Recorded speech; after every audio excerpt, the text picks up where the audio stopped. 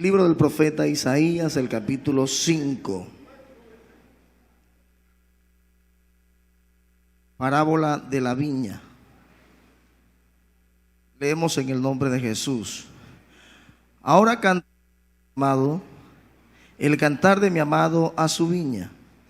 Tenía mi amado una viña en una ladera fértil. La había cercado y despedregado y plantado de vides escogida. Había edificado en medio de ella una torre y hecho también en ella un lagar. Y esperaba que diese uvas, y dio uvas silvestres. Ahora pues, vecinos de Jerusalén y varones de Judá, juzgad ahora entre mí y mi viña. ¿Qué más podía hacer a mi viña que yo no haya hecho en ella? ¿Cómo esperando yo que diese uvas, ha dado uvas silvestres? Os mostraré pues ahora lo que haré yo a mi viña. Le quitaré su vallado y será consumida. Aportillaré su cerca y será hollada. Haré que quede desierta y no será podada ni cavada, y crecerán el cardo y los espinos, y aún las nubes mandaré que no derramen lluvia sobre ella. Todos. Ciertamente la viña de Jehová de los ejércitos es la casa de Israel, y los hombres de Judá planta deliciosa suya. Esperaba juicio, y he aquí vileza, justicia, y he aquí clamor. Siéntense, hermanos y amigos, tengan la amabilidad. Quiero predicar el tema, el cuidado especial de la viña. Pero quiero que nos ubiquemos, bueno, el tiempo ha transcurrido un poco y muchas veces estamos expectantes por el horario y los quehaceres.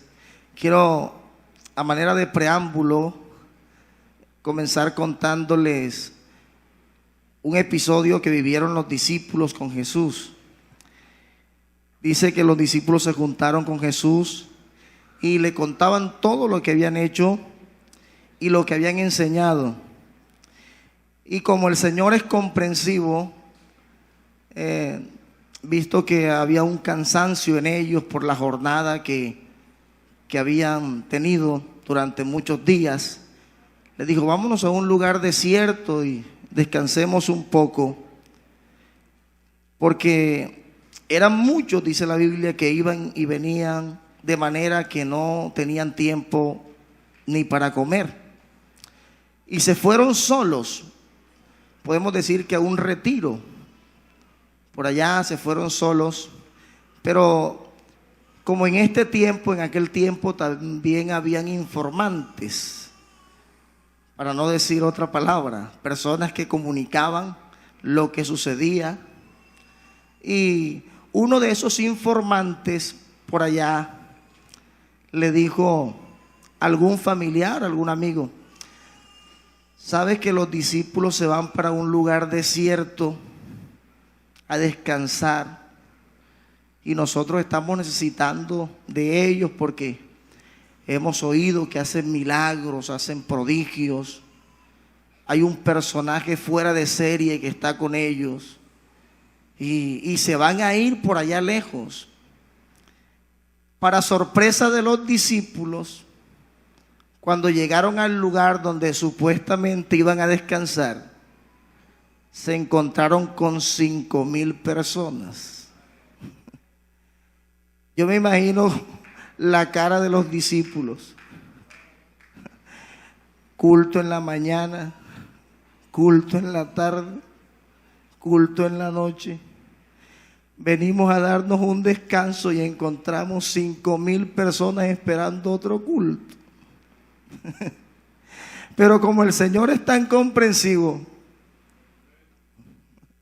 tranquilo, que yo los atiendo.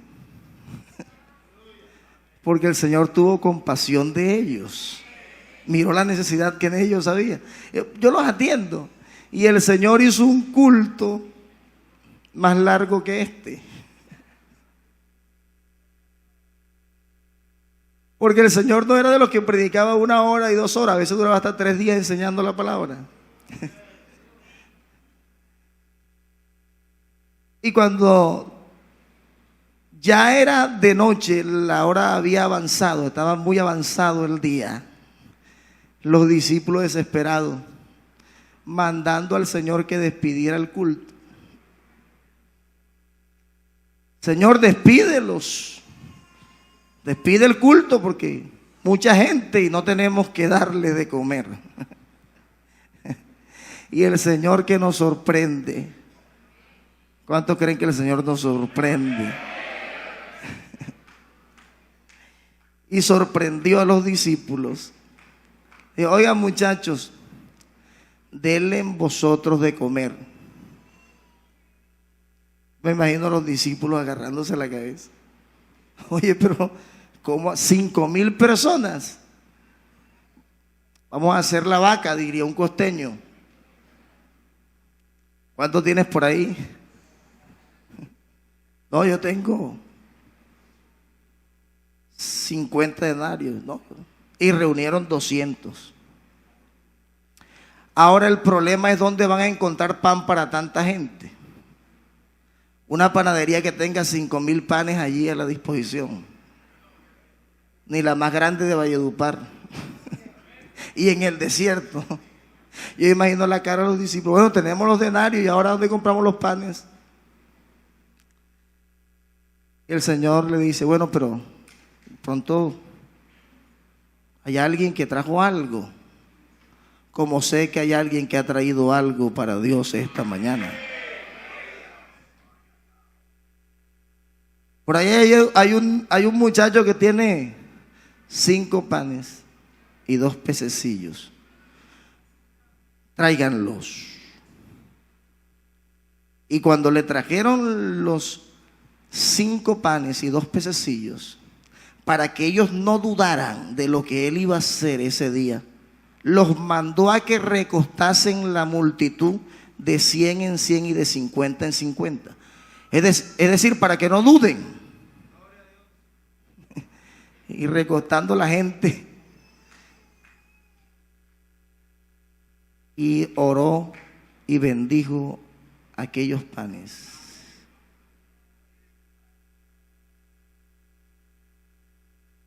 Y a los propios discípulos los mandó para que repartieran. Cuando uno está repartiendo, parece que se fuera a quedar sin parte.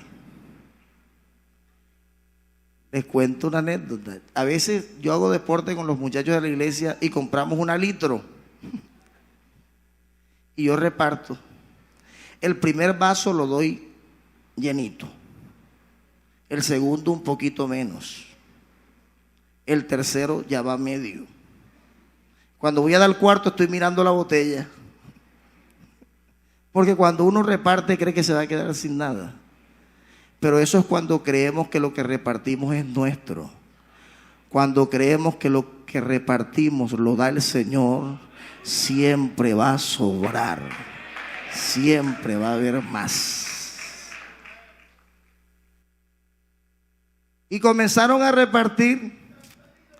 Y para sorpresa de los discípulos, sobraron 12 cestas llenas.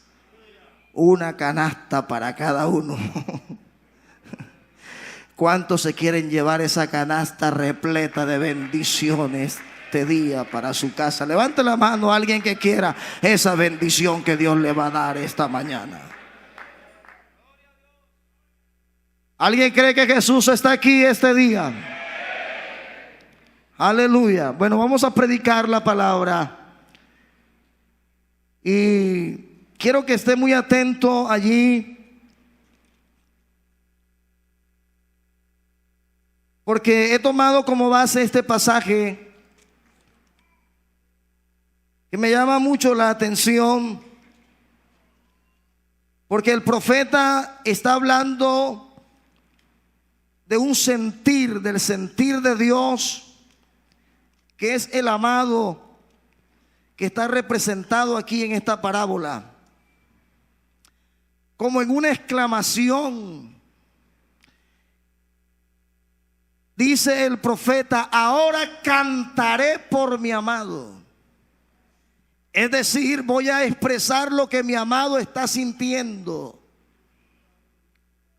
Voy a expresar lo que mi amado siente. Mi amado tenía una viña. Todos sabemos lo que es una viña. Una viña es un cultivo de uvas. Pero lo que hace especial esta viña es que tiene características muy especiales. Esta viña había sido plantada en una ladera, en una tierra quebrada. Pero esta tierra no era una tierra común, sino un lugar fértil, un lugar donde se podía sembrar con confianza. Y este amado, el dueño de esta viña, se toma el trabajo de cercarla. ¿Alguien sabe lo que significa una cerca en un terreno o en una propiedad? La cerca está indicando que aquel lugar tiene dueño, que aquella propiedad está siendo cuidada por alguien y que no se puede entrar allí de cualquier manera. Pero no solo esta característica tenía esta viña, sino que la viña había sido despedregada. Póngase usted a pensar lo que significa sacar piedra por piedra de un terreno para sembrar una planta. Recordemos la parábola del sembrador. El sembrador salió a sembrar la semilla y una parte cayó en pedregales. La semilla nació, pero no pudo crecer porque la raíz no tenía profundidad. Es decir, que lo que da profundidad a la planta son las raíces, y lo que no deja crecer la planta son las piedras que se convierten en un obstáculo para que aquella raíz se pueda profundizar. Este amado tenía todo premeditado y se toma el trabajo de sacar piedra por piedra.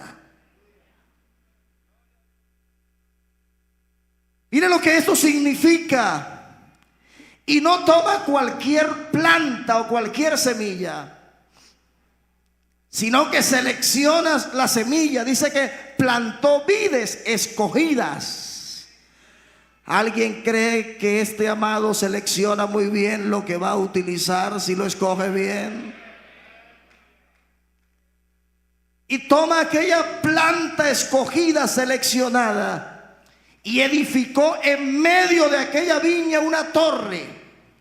La torre en el tiempo antiguo se utilizaba para colocar el nombre del dueño de la viña en alto relieve, de manera que los transeúntes que iban a la distancia podían mirar el nombre a la vista, podían mirar el nombre del dueño de la viña visible. El nombre aparecía en lo más alto de aquella torre y los transeúntes miraban el nombre del dueño de la viña y decían: esta viña le pertenece a fulano de tal. También tenía otra característica la torre, y servía para colocar un centinela. El centinela se colocaba allí, puesto que de lo alto se puede divisar mejor lo que hay abajo, y él tenía una mejor visión y podía divisar el peligro que tenía la viña. Si alguno quería entrar a destruir aquella viña, había un centinela que estaba muy pendiente. Habían unas zorritas que les encantaba la uva, y cuando esa zorrita encontraba un pequeño orificio, por ahí se quería meter a dañar aquel cultivo. Pero había un centinela que cuando veía algo extraño, algún movimiento extraño, entonces daba aviso y salían a perseguir a aquel que quería destruir la viña. Pero dice que sucede algo inesperado. El dueño de la viña viene a buscar el fruto Ya tenía el lagar donde se pisoteaban las uvas allí. Estaba seguro que aquel cultivo le iba a dar fruto y vino a buscar los frutos. Pero se encuentra con una sorpresa. La viña no dio uvas buenas, sino uvas silvestres. La uva silvestre no servía. Y les pongo un ejemplo para que usted me entienda lo que esto significaba en una viña. Es como cuando le cae broca el café, que la planta comienza a deteriorarse, de manera que hay que cortar todo el cultivo, trasplantarlo, hacerlo nuevo, porque aquel cultivo no puede dar los frutos que se espera. Esto sucedió con la viña. Dio uvas silvestres. Y ahora hay un clamor. Y como en un sollozo hay una pregunta. Y coloca a los pueblos que están alrededor de aquella viña. Y dice: vecinos de Jerusalén y varones de Judá, juzguen ahora entre mí y mi viña. ¿Qué más se podía hacer que yo no haya hecho en ella? ¿Cómo esperando yo que diese uvas? Ha dado uvas silvestres. Ahora les mostraré lo que haré yo a mi viña. Le quitaré su vallado, será consumida. Aportillaré su cerca y será hollada. Y haré que quede desierta, y aún a las nubes mandaré que no derramen lluvia sobre ella.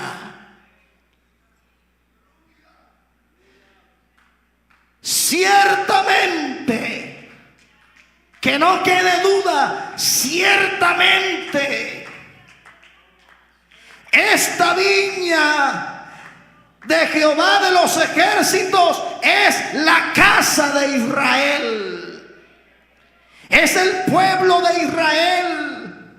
Planta deliciosa suya. Esperaba juicio y he aquí vileza, justicia y he aquí clamor. Pero ¿cuál es el origen de este pueblo Israel? ¿De dónde viene este pueblo? ¿Será que este pueblo surge de la nada o fue una casualidad? ¿O podemos ver en la Biblia que es Dios el que tenía un propósito especial con este pueblo? Si estudiamos la historia bíblica, desde el comienzo nos encontramos con el propósito de Dios para este pueblo y para hacer de este pueblo un pueblo único y especial. Cuando Adán y Eva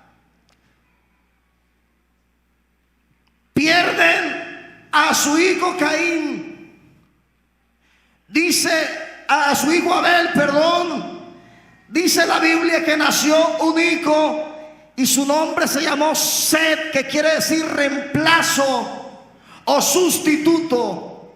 Set tuvo otro hijo y se llamó Enos. Enos tuvo otro hijo y se llamó Cainán. Cainán tuvo otro hijo y se llamó Mahalaleel. Mahalaleel tuvo otro hijo y se llamó Jared. Jared tuvo otro hijo y se llamó Enoc. Estoy en el capítulo 5 de Génesis. Se llamó Enoc. Enoc, el que caminó con Dios y Dios se lo llevó. Es decir, que hizo lo recto delante de Dios. Enoc tuvo un hijo y se llamó Matusalén, que fue el hombre que vivió más tiempo en la tierra. 969 años vivió Matusalén. Matusalén tuvo otro hijo y lo llamó Lamec. Lamec tuvo otro hijo y lo llamó Noé. Cuando la tierra estaba corrompida y todos los pensamientos del hombre eran de continuo solamente el mal, y a Dios le dolió en su corazón haber hecho al hombre, dice la Biblia que Noé halló gracia delante de los ojos de Jehová. Era que había una genealogía de hombres que quisieron hacer lo recto delante de Dios. Porque siempre han existido hombres que quieren agradar a Dios como hay hombres que no agradan a Dios. Pero de estos hombres que agradan a Dios, el Señor trae una simiente. Noé tuvo 3 hijos en carne y café. Uno de estos hijos sabemos que recibió una maldición, puesto que descubre la vergüenza de su padre y se burla de él, se ríe de la desnudez de su padre y recibe una maldición. Pero del hijo mayor de Noé, de Sem, nace un hijo llamado Eber. Posteriormente nace otro llamado Peleg. Después nace otro llamado Reú. Después nace otro llamado Serug. Después nace otro llamado Nacor. Y Nacor es el papá de Taré, aquel que salió de Ur de los Caldeos, pero se quedó en Harán y allí murió. Pero como Dios tiene un propósito para hacer una nación llamada Israel, entonces llama a un muchacho llamado Abraham. ¿Si se acuerdan de él? Llamado Abraham, y le dice: Abraham, sal de tu tierra y de tu parentela al lugar que yo te mostraré. Y dice que en la simiente de Abraham fueron benditas todas las familias de la tierra. Estoy en Génesis capítulo 15. Hizo un pacto Dios con Abraham diciendo: a tu descendencia daré la tierra desde el río Éufrates, la tierra de los ceneos, los cadmoneos, los gerzeos y los jebuseos. ¿Quiénes son estos? Los descendientes de Canaán. En el capítulo 10 de Génesis, los hijos de Canaán o de Canaán son el jebuseo, el amorreo, el gerceo. Todas estas familias se dispersaron y fue el territorio de los cananeos desde Sidón de Gerar hasta Gaza. ¿Alguien ha oído hablar de la franja de Gaza? Esto no es una casualidad. Son los límites que se colocaron desde mucho tiempo atrás para el pueblo de Dios. Pero el Señor le dijo a Abraham: tu descendencia será desde Egipto hasta el Éufrates. Si estudiamos geografía bíblica, esto comprende los países que hoy en la actualidad están en conflicto con el pueblo de Israel, el pueblo que Dios escogió: Líbano, Cisjordania, Siria, entre otros. Estos países hoy están allí en conflicto con el pueblo de Dios. Así que en Dios no hay casualidades, en Dios hay propósitos. A Abraham le nace un hijo llamado Isaac. Isaac tiene otro hijo llamado Jacob. Jacob es el padre de todos los nombres que hacen parte del pueblo de Israel. Los escuchamos en el dramatizado que hubo aquí esta mañana. Amén, hermanos. Y comienza el Señor un propósito con un pueblo. Este pueblo fue sacado de la esclavitud, por circunstancias fue a parar a Egipto. Como había una promesa de parte de Dios para este pueblo, salió con brazo fuerte, con mano extendida, con prodigios y maravillas a servirle a su Dios en el desierto.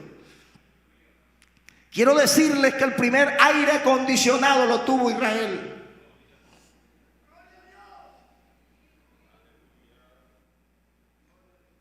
Yo no sé si usted ha visto cuando el sol es inclemente y una nube espesa tapa el sol. Se siente una brisa helada, una brisa fresca que calma la temperatura, ¿sí o no? Esto era lo que vivía el pueblo de Israel todos los días. Con aire acondicionado, una columna de nube los cubría del inclemente sol. No tenían que esperar el razonamiento de la luz, pensando que iba a venir el recibo o algo por el estilo. No. Tenían luz todas las noches. Una columna de fuego los guiaba en medio de la oscuridad, mostrándoles el camino, librándolos del peligro. Yo no sé si usted cree que este Dios de Israel se merece un aplauso fuerte esta mañana. ¡Aleluya!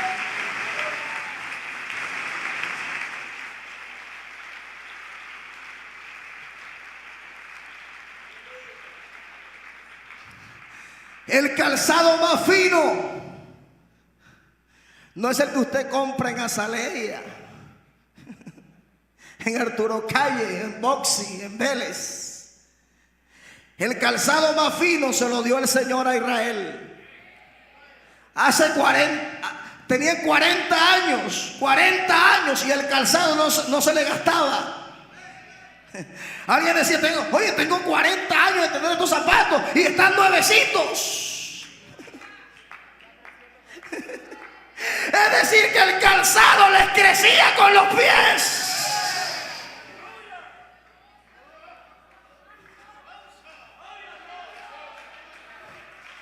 Yo siento al Dios de Israel aquí esta mañana.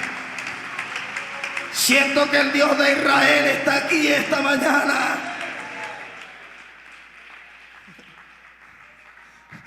Un vestido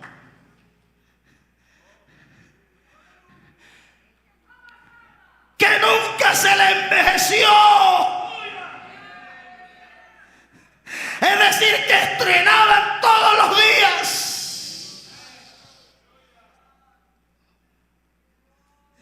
Dios les mostraba su gloria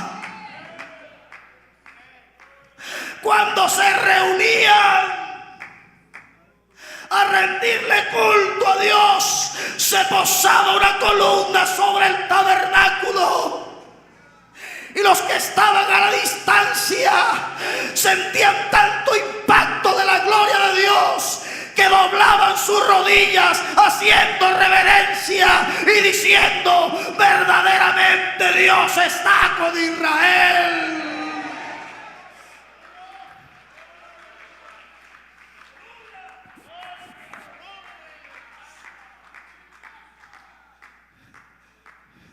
Caminaban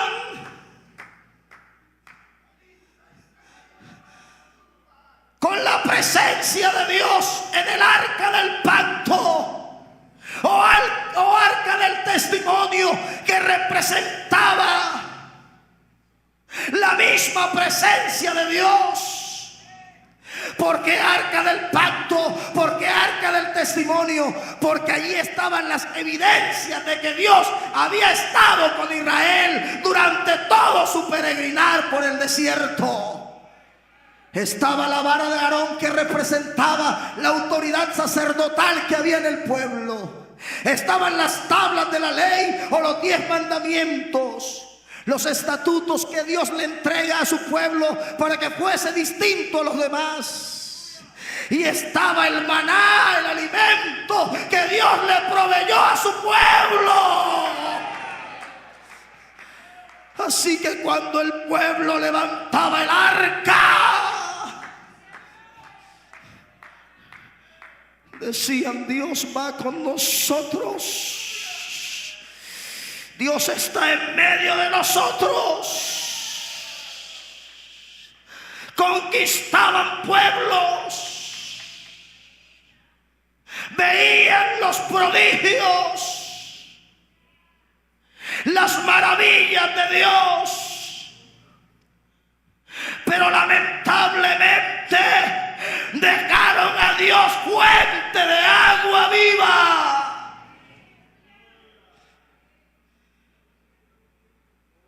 Y cavaron para sí cisternas rotas, cisternas que no tienen agua. Pero cuando Dios se enamora de alguien,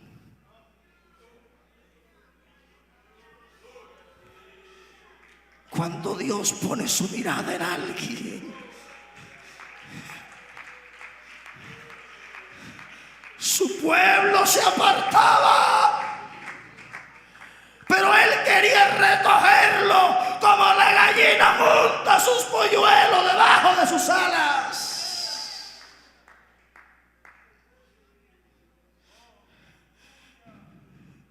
Y les mandaba mensajeros, hombres con un pregón, hombres con un mensaje. Paraos, deténganse,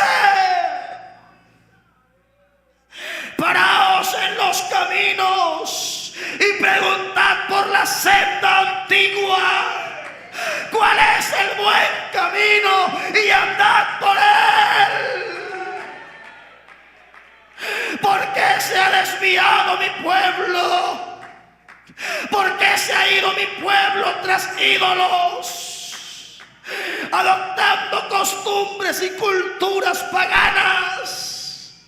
Porque yo soy el Dios de Abraham, el Dios de Isaac y de Jacob.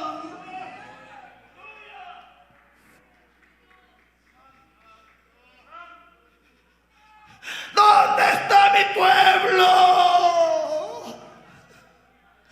Mi pueblo es arrastrado, es llevado, porque son como ovejas descarriadas que no tienen pastor.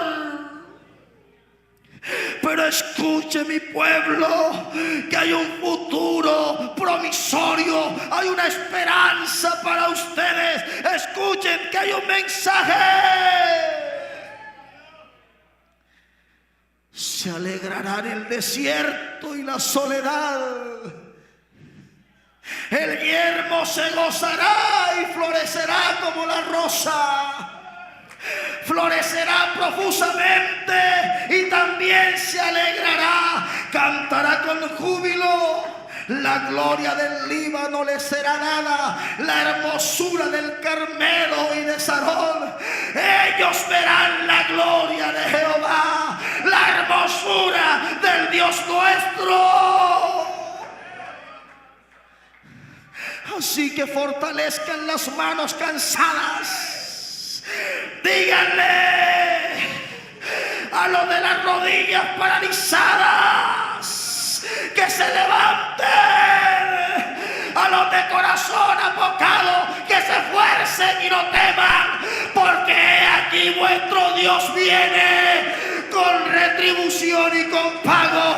Dios mismo vendrá y os salvará.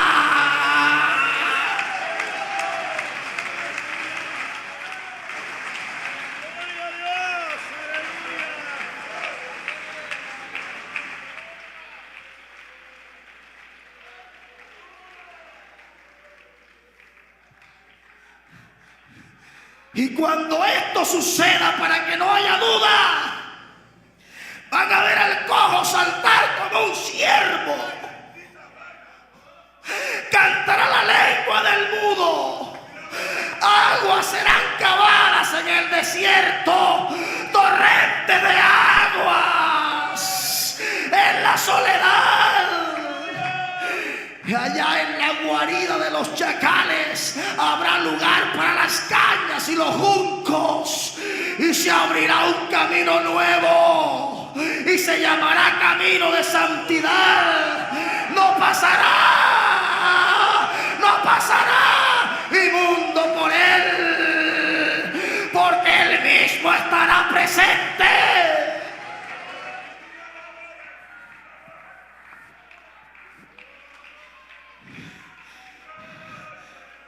Y el que anduviera en este camino, aleluya, ¿será que hay alguien que anda en él? Y el que anduviera en este camino, por muy torpe que sea. Por eso es que yo digo que el que escogió el Señor, el que salvó Jesucristo, lo sacan por una puerta y se mete por la otra.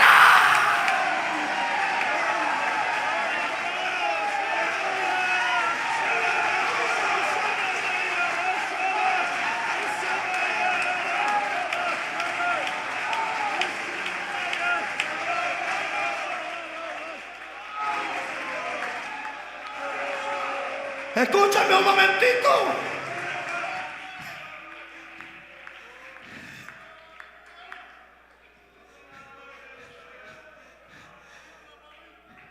Pero dice la Biblia, la palabra,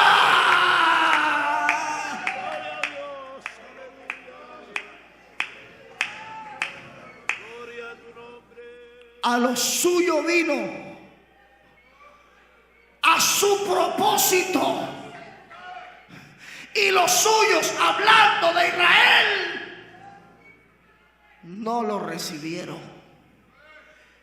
Pero hay una noticia esta mañana.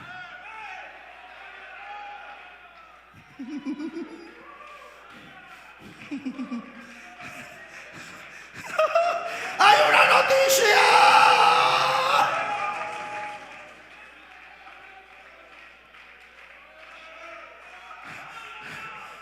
A los que lo recibieron.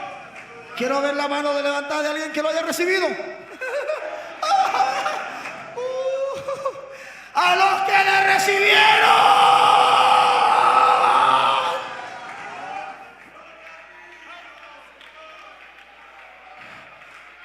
A los que creen, ¿cuántos creen? Porque hay quienes lo reciben y no creen.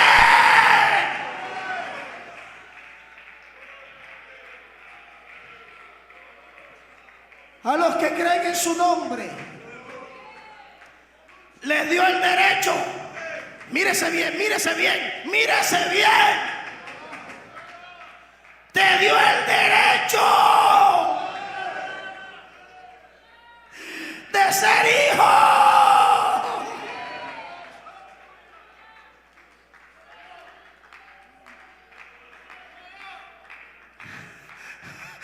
Porque se escuchó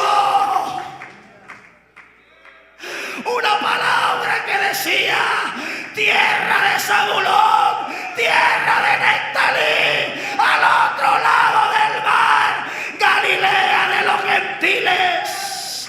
El pueblo que estaba en tinieblas vio la luz, hablando de Israel. Pero los que estábamos en región de sombra de muerte no vimos la luz, sino que la luz resplandeció. Y yo veo una antorcha encendida en la iglesia central de Valledupar en esta mañana.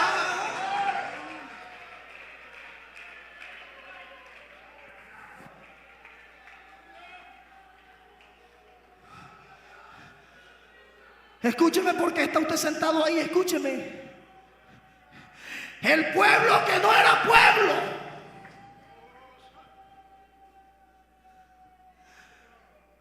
ahora, hoy,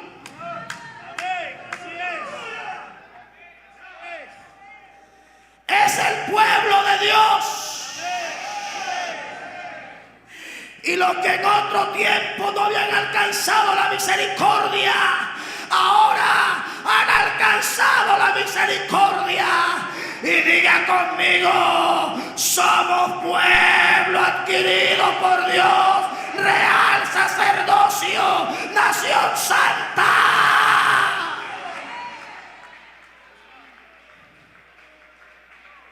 Para anunciar las virtudes de aquel que os llamó de las tinieblas a su luz admirable. ¿Alguien siente que el Señor lo escogió? ¿Alguien siente que le cayó bien a Jesús? ¿Alguien siente que hay uno que lo ama por encima de todas las cosas? Levante la mano a alguien que sienta que Jesús lo ama, que Jesús lo ama, que no lo ha dejado solo, que no lo dejará solo, que ha estado todos los días.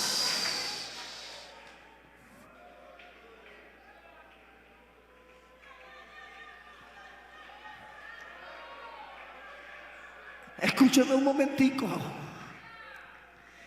Si aquella viña tenía protección,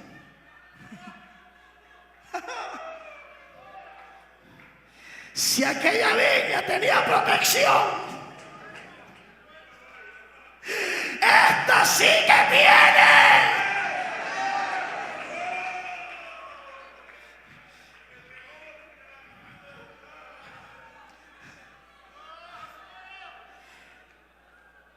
Diga conmigo: en el nombre de Jesús, el ángel de Jehová acampa alrededor de los que le temen y los defiende.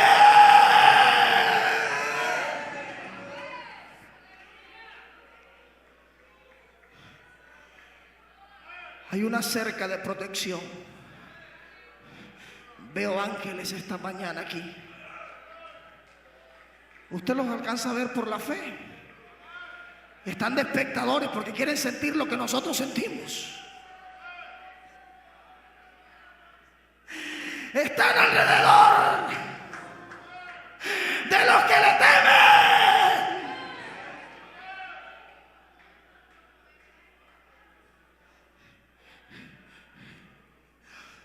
Pero este cultivo de esta viña,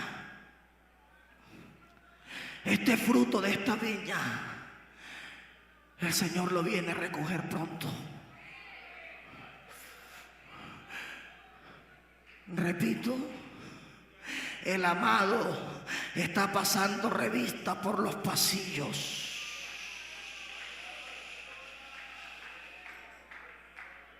El dueño de la viña está caminando por los pasillos.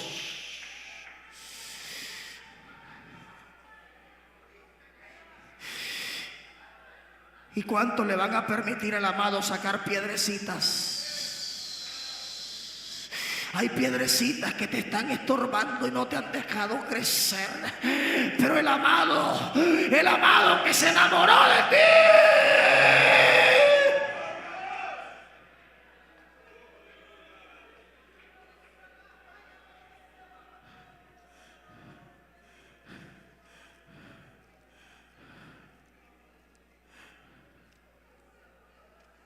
el amado que se enamoró de ti,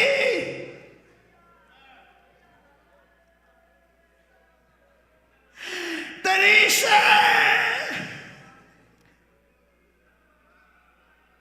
levántate, amiga mía, hermosa mía, paloma mía. Estás en los agujeros de la peña, en lo escondido de escarpados parajes.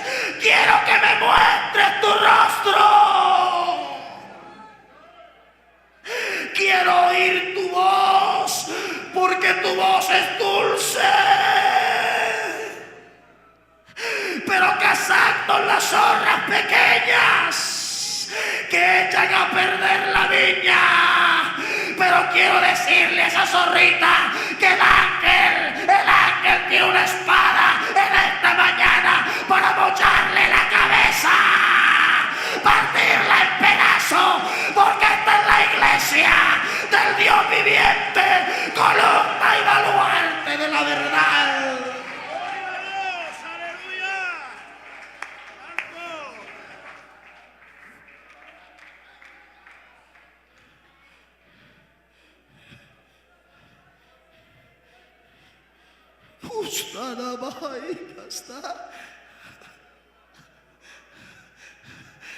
Alguien siente los pasos de su amado.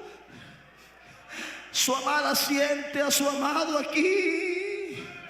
¿Cuántos se van a abrazar con él esta mañana? ¿Cuánto, amada mía? Mi única amada, mi única iglesia.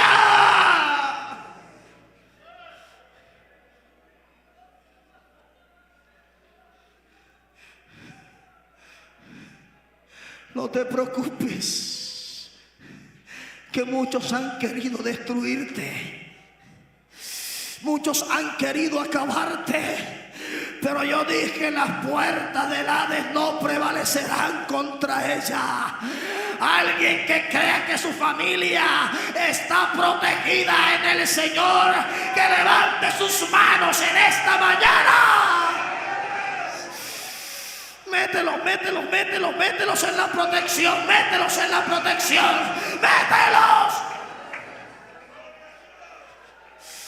Jovencita, jovencito, adolescente, en esta mañana tu vida le pertenece a Dios.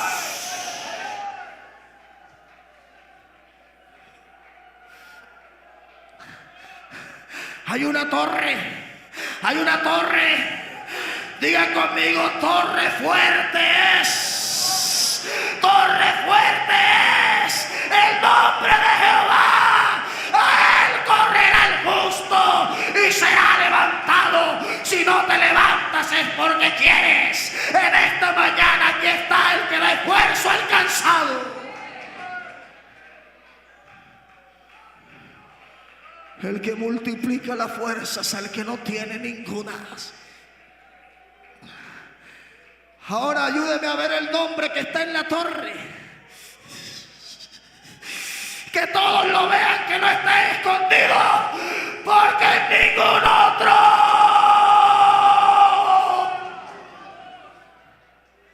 ¿Cuál es ese nombre? ¿Cuál es el nombre? Diga: Jesús es mi dueño. Dígalo con seguridad. Alguien que se pare de esa silla y lo grite esta mañana: ¡Jesucristo!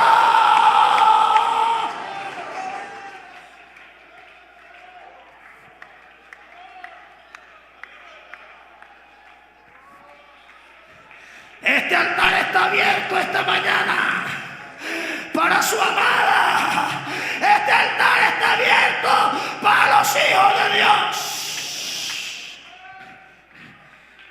Y el que quiera ganarse el derecho, lo invito. Aleluya, aleluya, aleluya, aleluya. Escondido en Cristo estoy.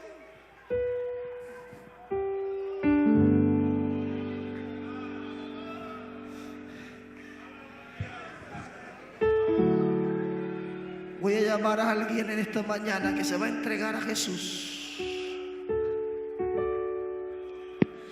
Voy a llamar a este altar a alguien que va a recibir sanidad. Voy a llamar a alguien que necesita restauración de Dios.